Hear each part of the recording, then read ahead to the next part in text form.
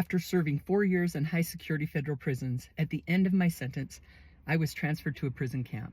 And it was kind of crazy because I'd been behind a fence, everything's so structured. And when I was transferred on a Fed plane in chains and shackles. But because my security level was so low, they sent me to a camp by putting me on an airplane. They just dropped me off at an airport and I had to navigate after 4 years, it was pretty overwhelming. I got to California and I had to find a taxi, and then the taxi took me to the prison. I was relieved when I walked into the prison. And the camp was quite a bit different. I left Minnesota in the middle of January, and when I walked into Victorville prison camp, it was warm, there was sand, and I loved the sun, so I was excited.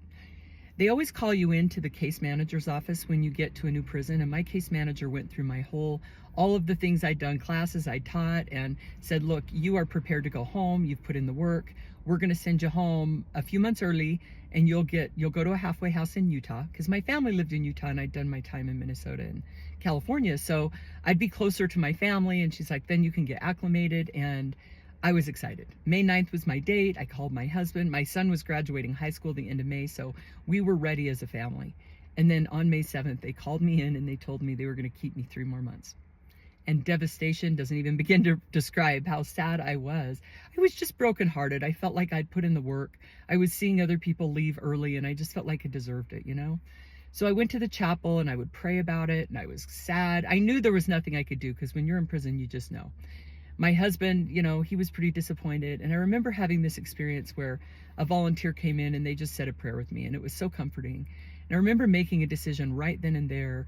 I had put in the work to have an amazing ending when I left prison, and nothing was going to stop that. I got to decide how I respond to what happens to me. And I knew that if they kept me 10 more years, I was leaving prison an amazing person. That was my goal all through prison. I'm going to leave prison an amazing person.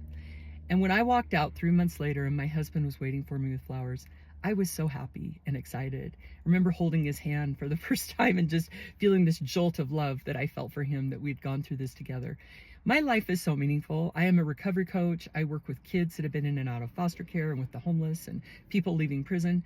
Before I went to prison, I was a photographer and a real estate investor, and I am so grateful for the focus on having an amazing ending, because the middle gets painful.